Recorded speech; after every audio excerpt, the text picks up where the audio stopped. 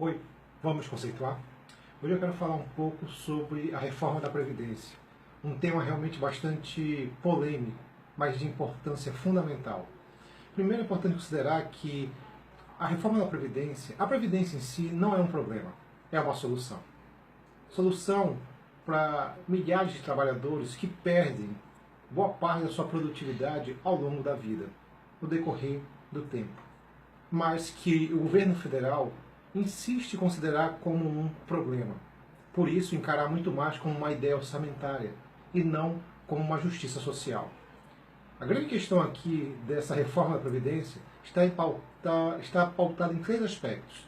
A primeira, ela não é tão adequada ou justa do ponto de vista social com os mais pobres. Penaliza os mais pobres. Segundo, ela trata de maneira injusta as mulheres. E terceiro, ela é uma reforma que é um tanto branda com a população mais rica.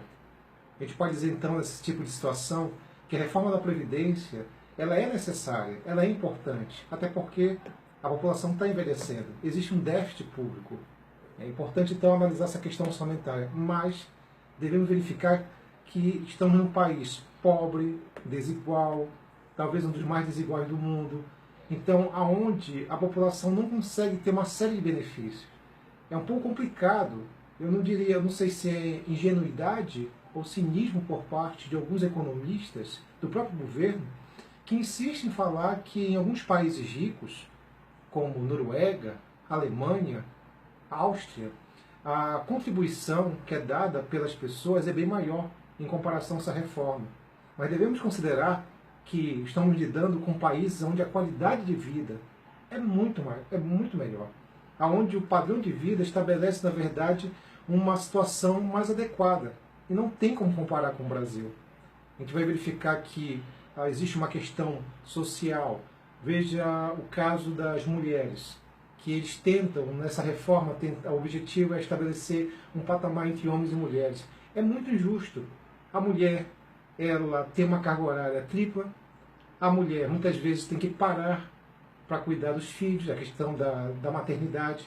Então, realmente, comparar homens e mulheres dentro de um mesmo processo é muito difícil, é complicado mesmo. Não existe uma avaliação do ponto de vista social. Isso deveria ser destacado. Então, se olha somente pelo lado orçamentário. Existe essa proposta de, por exemplo, no caso da contribuição mínima passar de 15 anos para 25 anos. Se tu reparar, é muita coisa, é uma disparidade significativa. Então mostra que essa reforma ela não avalia, por exemplo, o caso de pessoas que não podem desenvolver uma poupança, muitas vezes porque o orçamento ele é apertado. Ver a situação que aqui hoje no Brasil quase metade da população não terá esse benefício pelo simples fato de que vive na informalidade.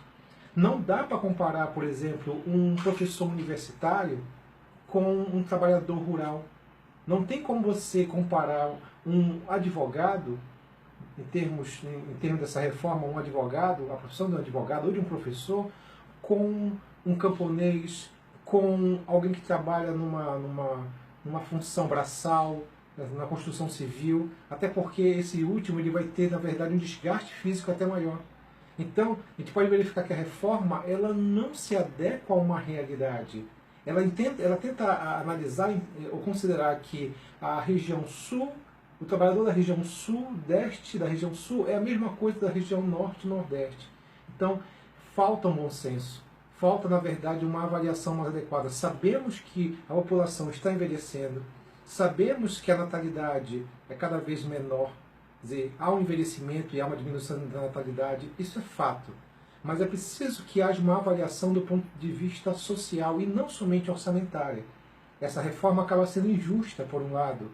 Ela é necessária, mas ela olha somente a questão orçamentária. Vê apenas as pessoas como números. Não vê o indivíduo, não vê as pessoas de fato como seres humanos que contribuíram durante um determinado tempo. Então, isso deve ser avaliado, ser destacado. Por que, por exemplo, não analisar? Por que, de repente, não pegar o dinheiro das nossas reservas internacionais, que estão em torno de 370 bilhões de dólares? Por que não fazer isso? Poderia amenizar um pouquinho mais.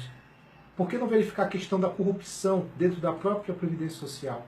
Então são fatos que devem ser analisados e destacados com muito mais ênfase nesse aspecto. Quer saber mais? Acesse o primeiro conceito, porque toda ciência é humana. Tchau.